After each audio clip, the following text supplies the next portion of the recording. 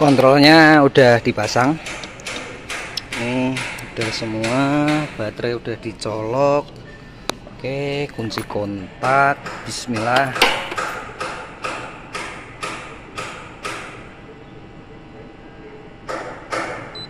Oke, errornya tadi C22, error udah nggak ada.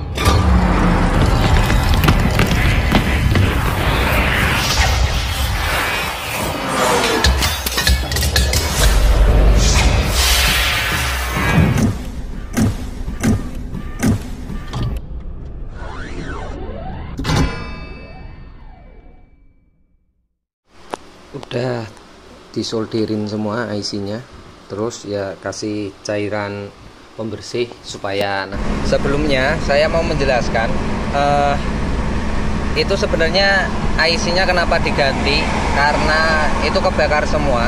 Saya lupa naruh videonya di mana, saya cari-cariin nggak ada, sepertinya kehapus. Intinya itu adalah buat FET. Kalau di Nichio itu sebagai pengendali FET modul. Kalau di Sumitomo namanya FET modul. Di Sumitomo namanya gate 1, gate 2 itu pengendali FET modul. Kalau di Nichio namanya buat FET. Itu IC-nya kebakar semua. Sebenarnya ada video buat pengecekannya. Mungkin nanti suatu saat saya bisa bikin tutorialnya. Tapi untuk saat ini ya karena videonya memang nggak ada, maksudnya saya cariin nggak ada, nggak ketemu. Yang penting teman-teman tahu alasan kenapa IC-nya diganti. Itu intinya IC-nya ngesot semua karena kesalahan pasang. Jadi untuk pemasangan hati-hati, lebih baik dicek ulang, jangan sampai kabelnya terbalik antara travel dengan hidrolik, karena akibatnya sangat fatal. Banyak banget yang akhirnya ngesot karena kebalik pasang. Oke, kita lanjut videonya. Nanti di mikroskopnya kelihatan. Kita cek ulang apakah ada yang kakinya yang menempel sama kaki lain. Setelah disolder,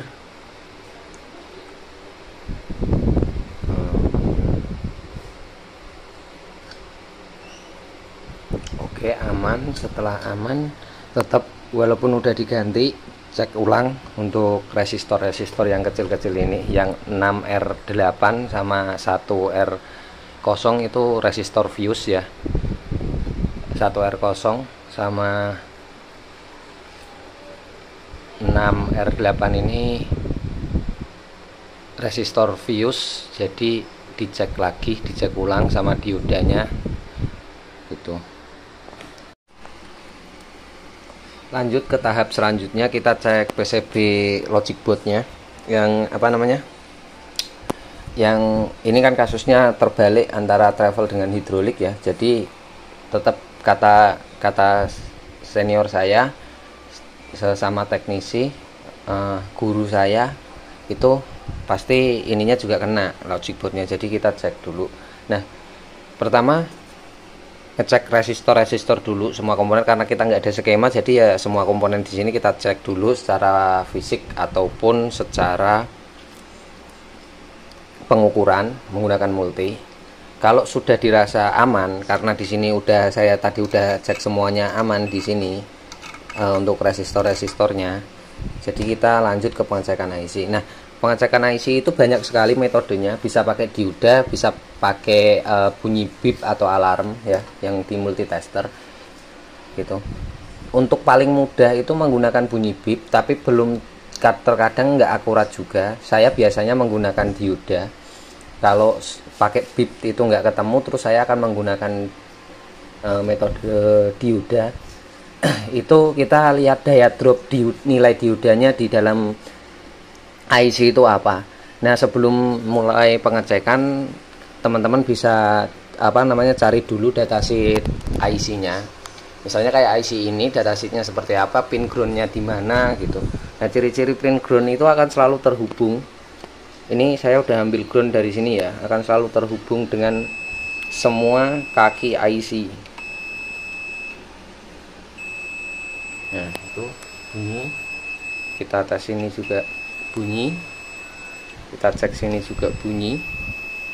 Oke, nah kemudian kita tes satu-satu seperti ini, dari kaki VCC sampai ke kaki yang lainnya, sampai ke kaki outputnya. Tadi ada bunyi bip, kita pastiin dulu. Nah ini bunyi bip tapi sebentar, itu bukan short ya, tapi apa namanya, dia baca kapasitor. Terus kita lanjut lagi.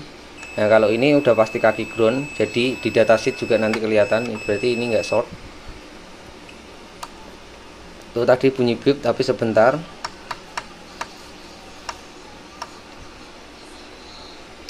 Yang ini kaki ground jadi bunyi. Nah ini di kaki nomor 3 dari IC itu short dengan ground.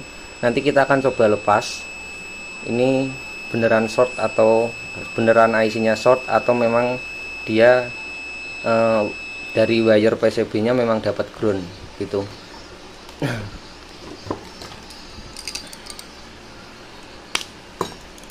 Jadi ini kita tandain dulu satu.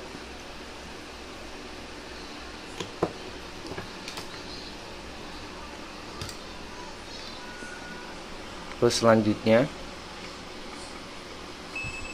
ini kaki ground pasti berhubungan. Terus di sini, nah kaki dari nomor 2 ini berhubungan dengan ground. Itu bisa jadi short, bisa jadi enggak juga. Tapi kita harus lihat dulu rangkaiannya. Di sini dibatasin sebuah kapasitor, sedangkan kapasitor itu harus selalu dapat ground dan positif. Jadi kita lihat kakinya di sini. Oke, di sini short, berarti bisa jadi groundnya di sini. Nah di sini nggak short, berarti bener dia dapatnya kaki ground. Ini berhubungan, itu bener, bukan IC nya yang short. Lanjut lagi.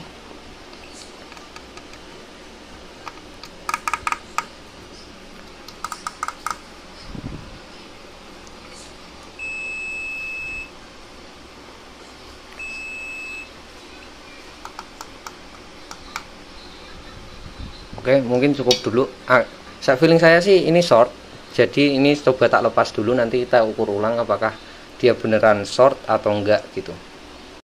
Oke, IC nya udah diganti. Tadi saya pakai suhu 250 derajat. Terus untuk hasil solderan yang rapi itu saya pakai ini apa namanya, soldering mekanik paste atau apa namanya, timah cair. Saya pakai timah cair, dia bisa meleleh di suhu sekitar 183 derajat Celcius. Hasilnya lebih rapi. Cuman kalau misalnya nggak pakai uap ya pakai solder biasa juga nggak masalah, tapi hati-hati dengan statis elektrik, biasanya ngerusak IC itu. Terus ini IC-nya udah diganti, sama tipenya 74HC14A. Bedanya dia lebih besar yang sebelah sini, yang ini lebih kecil, tapi tipenya sama gitu. Nah setelah udah diganti, udah dipastiin semua soldernya nempel dan nggak ada yang nempel ke kaki lainnya, kita cek ulang. Tadi di pin nomor 3 nge-short. Nah ini pin nomor 3 udah nggak short. Setelah udah seperti ini, tinggal coba ke unit. Nanti kita coba dulu di unit.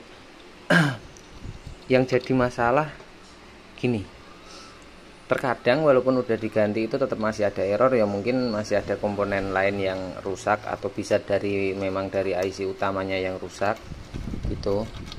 Karena kita itu keterbatasan komponen ya. Jangan lupa setelah udah diganti tetap kembali cek lagi semua resistor, dioda 4 kaki, resistor, induktor, kita cek ulang. Takutnya ada yang bocor. Oke teman-teman, cukup sekian, mungkin nanti langsung dites di unit aja. Ini saya rapiin dulu, saya bersihin dulu. Kontrolnya udah dipasang, ini udah semua, baterai udah dicolok. Oke, kunci kontak, bismillah.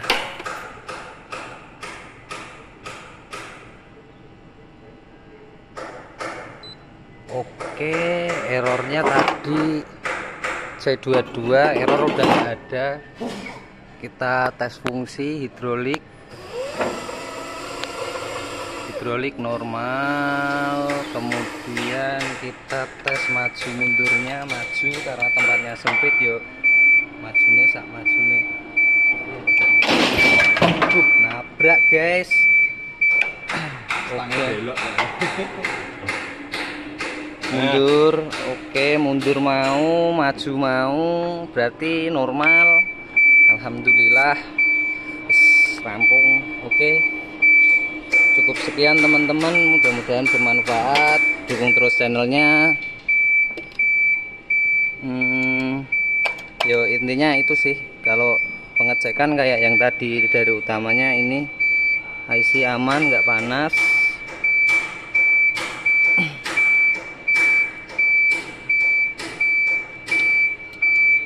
Oke, dukung terus channelnya dengan cara like dan subscribe, di-share juga ke teman-teman yang lain. Mudah-mudahan bermanfaat. See you next time. Ilmuku dalam rezekimu, rezekimu dalam swargaku, insya Allah, amin. Jangan pernah baik karena kejelekan orang lain. Wassalamualaikum warahmatullahi wabarakatuh.